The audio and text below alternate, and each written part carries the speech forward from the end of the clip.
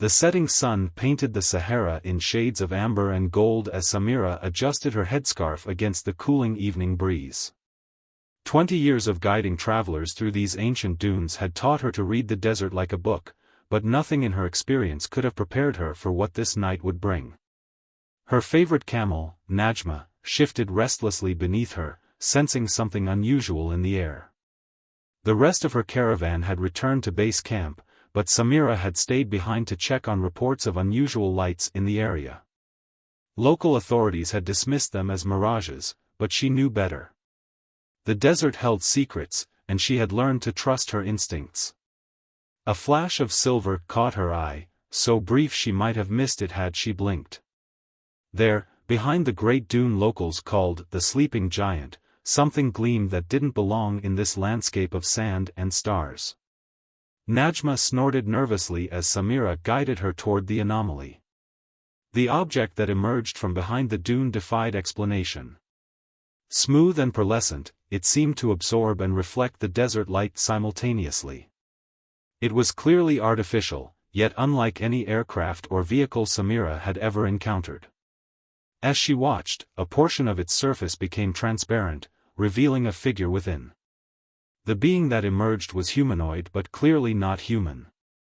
Tall and graceful, with skin that shimmed like moonlight on water, it moved with an otherworldly elegance that made Samira's breath catch in her throat. Its eyes, large and luminescent, fixed upon her with unmistakable intelligence. Najma, usually skittish around strangers, remained surprisingly calm. The alien, for that was undoubtedly what it was, approached slowly, hands raised in what seemed to be a universal gesture of peace. When it spoke, its voice was melodious and clear, somehow converting its thoughts directly into Arabic. "I am Veda, research explorer from the Centauri system," it said. "I seek to understand your desert creatures." Samira found herself smiling despite her amazement. Of all the things an alien might say upon first contact, this wasn't what she'd expected. "I am Samira," she replied, "and this is Najma, a dromedary camel. We are at your service." Veda's eyes widened with fascination as they studied Najma. "In my travels across 12 solar systems, I have never encountered a being quite like this. How does it adapt to such extreme conditions? Would you like to learn?" Samira asked, extending her hand. "There's no better teacher than experience." Over the next few hours, as the stars emerged in the crystal-clear desert sky, Samira found herself giving the most unusual riding lesson of her career. Veda approached Najma with a combination of scientific curiosity and childlike wonder, documenting everything with small devices that floated in the air around them. The alien's first attempt to mount the camel was both comical and endearing. Despite their advanced technology, Veda struggled with the simple physics of staying balanced on a living creature. Najma, for her part, seemed amused by the whole situation, turning her head to watch their new friend with what Samira swore was a smirk. "Your world is extraordinary," Veda declared, finally achieving a somewhat stable seat. "We have machines that can cross any terrain, but this connection between species, this partnership, it's something we never conceived of." As they sat together under the vast desert sky, Samira realized that this encounter wasn't just about teaching an alien to ride a camel. It was about bridging gaps between worlds, about finding common ground in the simple joy of discovery. And somehow, in this moment, the endless dunes of the Sahara didn't feel quite so vast anymore. The night grew deeper, and Veda's questions multiplied. How did camels store water? Why did they have such long eyelashes? What made them so well suited to the desert? Each answer seemed to spark 3 more questions, and Samira found herself seeing her lifelong companion through new eyes. As the first hints of dawn began to color the eastern sky, Samira knew this was just the beginning of an extraordinary adventure. She had no way of knowing then just how much this chance encounter would change not only her life but the relationship between 2 worlds. Dawn broke over the desert like liquid gold, casting long shadows across the dunes as Samira led Veda to her private camp. The alien researcher had spent the entire night documenting every detail about Najma, from the texture of her fur to the unique pattern of her footprints in the sand. Now, as the morning heat began to build, it was time for more practical lessons. To understand the desert, Samira explained, pulling supplies from her saddlebags, you must first learn to survive it. Even with your advanced technology, the Sahara shows no mercy to the unprepared. Veda absorbed every lesson with intense concentration. The alien's silvery skin had automatically adjusted to reflect the harsh sunlight, but there were other challenges that technology couldn't solve. They spent the morning learning the basics: how to read the wind, how to spot signs of approaching sandstorms, and most importantly, how to ration water. Your body structure is different from ours, Veda observed, studying the way Samira wrapped her headscarf. You've evolved specific adaptations for this environment, just like the camels. We adapt because we must, Samira replied, demonstrating how to create shelter using minimal resources. The desert teaches us humility. Even the most advanced civilization can be humbled by a handful of sand in the wrong place. As if to prove her point, one of Veda's floating recording devices suddenly sputtered and dropped from the air, its delicate mechanisms clogged with fine desert grit. The alien's luminescent eyes widened in surprise, and Samira couldn't suppress a chuckle. See? The desert doesn't care about your technology. It demands respect. Throughout the day, Najma proved to be an excellent teaching assistant. The camel seemed to understand the importance of their mission, patiently allowing Veda to practice mounting and dismounting dozens of times. Each success was met with the alien's equivalent of joy, a subtle shimmer that rippled across their skin like moonlight on water. By midday, they had established a comfortable rhythm. Veda's initial awkwardness on camelback had transformed into something approaching grace. The alien's natural ability to analyze and adapt proved invaluable, though there were still moments of endearing clumsiness that reminded Samira of teaching young children their first riding lessons. There's something profound about this, Veda mused during their rest period, watching Najma contentedly chew on some tough desert vegetation. On my world, we've eliminated the need for biological transportation. Everything is automated, controlled, predictable. But this partnership between species, it's beautiful in its imperfection. Samira nodded, understanding perfectly. That's what makes it special. A machine can carry you across the desert, but it can't form a bond with you. It can't anticipate your needs or share your journey in quite the same way. As the afternoon wore on, Veda began sharing stories about their own world, a place of crystalline cities and perpetual twilight, where technology had evolved to the point that it was indistinguishable from nature. Yet despite all their advancements, they had never developed the kind of symbiotic relationships that humans had with their animal companions. Perhaps, Veda suggested, gently stroking Najma's neck, in our pursuit of perfection, we lost something essential. Something your people have preserved. The sun was setting when they noticed the first signs of trouble. A distant haze on the horizon caught Samira's attention, and Najma's ears twitched nervously. Years of experience told her that a sandstorm was brewing, a big one. We need to prepare, she announced, quickly gathering their supplies. The desert is about to give us a practical lesson in survival.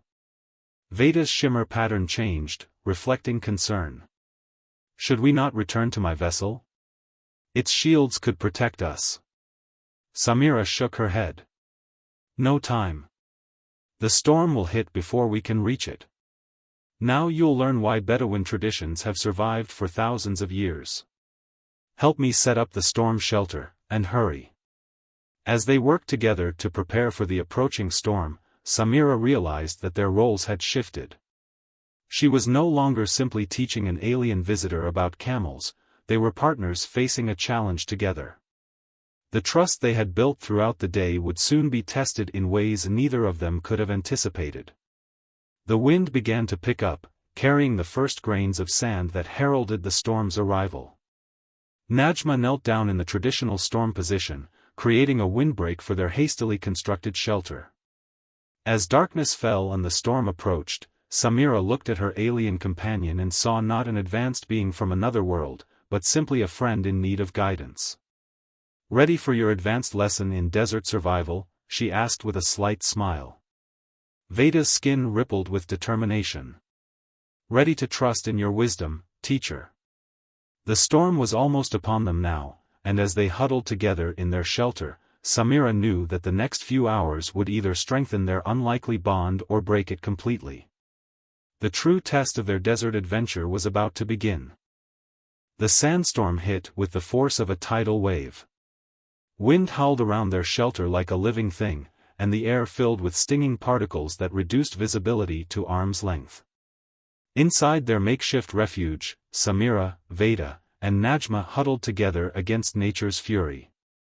"Is it always this intense?" Veda's voice barely carried over the storm's roar.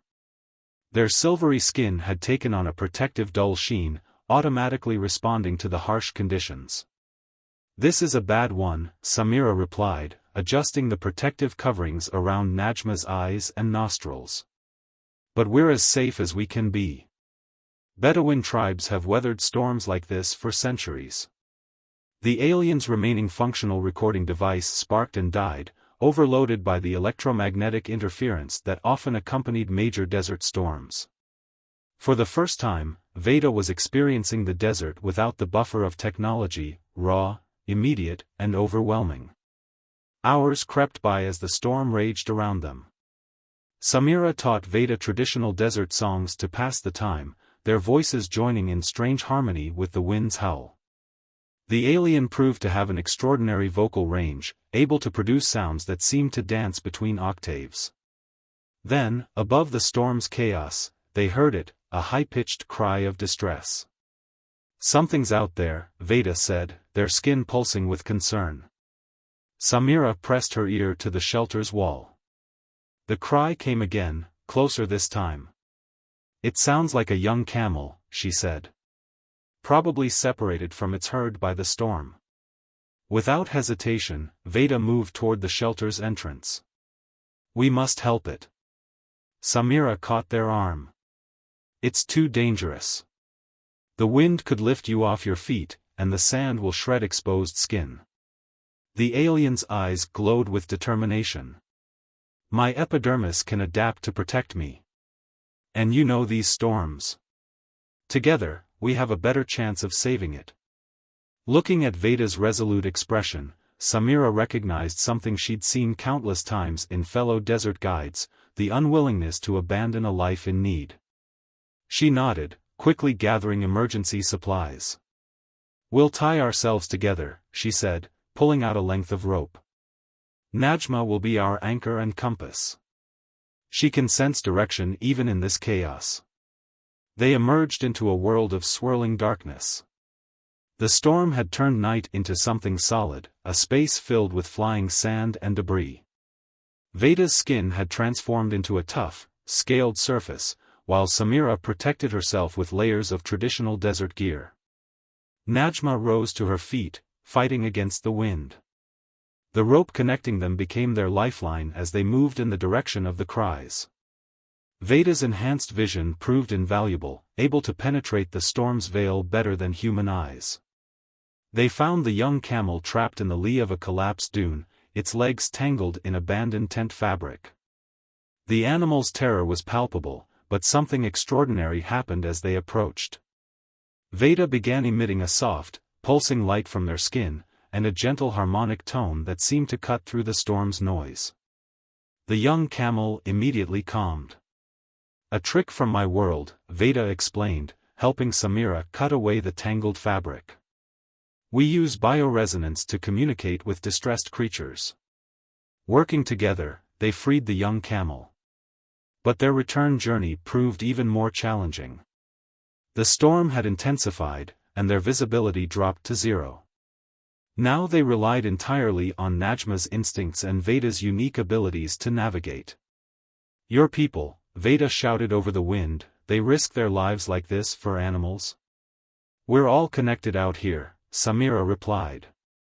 "Every life matters in the desert. Survival depends on looking out for each other." The alien was quiet for a moment, then said, "On my world, we would have calculated the risks and deemed this rescue illogical. But I'm beginning to understand there's wisdom in what your hearts tell you to do." Finally, after what seemed like hours, they made it back to their shelter. The young camel, exhausted but safe, collapsed next to Najma, who positioned herself protectively around it. Samira and Veda sat together, covered in sand but triumphant. "You knew the storm would pass," Veda observed, their skin gradually returning to its normal luminescence. "You trusted in that knowledge, in your experience, even when everything seemed chaos." Samira smiled, brushing sand from her clothes. "The desert teaches patience. Every storm ends eventually. The secret is finding the strength to weather it together." As if in response to her words, the wind's howl began to diminish. The storm was finally weakening, having spent its fury on the dunes. In its wake would come the desert's renewal, fresh patterns in the sand, hidden things revealed, and the sweet scent of rain-touched earth. But more than the landscape had been transformed. In facing the storm together, Samira and Veda had forged something rare, a friendship that bridged the gulf between stars. As the first light of dawn began to penetrate the thinning clouds of sand, they sat in comfortable silence, watching over their sleeping charges and pondering the mysteries of two very different worlds finding common ground in the heart of the desert. The morning after the storm revealed a transformed landscape. Dunes had shifted like waves frozen in sand, creating new valleys and ridges that stretched to the horizon. As Samira and Veda emerged from their shelter, they found the young camel they'd rescued already bonding with Najma, following the older animal's movements with devoted attention. "We should name him," Veda suggested, their skin catching the early sunlight with prismatic effects. "On my world, we believe naming something creates a connection, a responsibility." "We believe that too," Samira replied, watching the young camel test its legs in the fresh sand. "What about Amal?" "It means hope in Arabic." The alien's eyes brightened. "Perfect. Hope born from the storm." They spent the morning setting up a proper camp, as Samira wanted to give Amal time to rest before attempting to find his herd. Veda helped by using their remaining functional technology to purify water and analyze the surrounding area for other camel groups. As they worked, Veda began sharing more about their world. They created detailed holograms showing cities that seemed to grow like crystal gardens, buildings that responded to their inhabitants' needs by shifting shape and purpose. Their civilization had evolved beyond the need for sleep, instead entering brief periods of energy synchronization with their sun's unique radiation. "But we've lost something in our evolution," Veda admitted, watching Samira prepare traditional desert coffee over a small fire. "The simple pleasures, the direct connection with our environment. Everything is mediated through technology." Samira handed them a small cup of the aromatic coffee. "Try this. Some experiences can't be replicated by machines." Veda's first taste of coffee prompted a spectacular display, their skin rippled with waves of color, and they made a sound that could only be described as musical surprise. This sensation. The complexity of flavors, the heat, the way it seems to awaken every sense, our nutrient solutions pale in comparison. The day unfolded in a series of such exchanges. Samira taught Veda traditional desert navigation techniques using the sun and stars, while Veda explained how their people had developed organic technology that grew and evolved alongside them. They compared creation myths, the Bedouin stories of jinn and desert spirits with Veda's people's belief in cosmic consciousness and energy beings that danced between dimensions. When evening approached, they discovered another shared tradition, storytelling.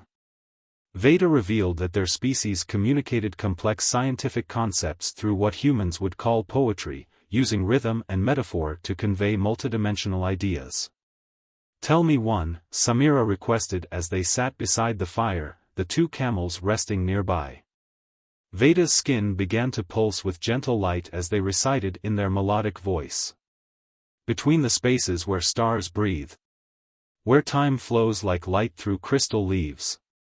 We found ourselves in mirrors of space, seeking wisdom in every race.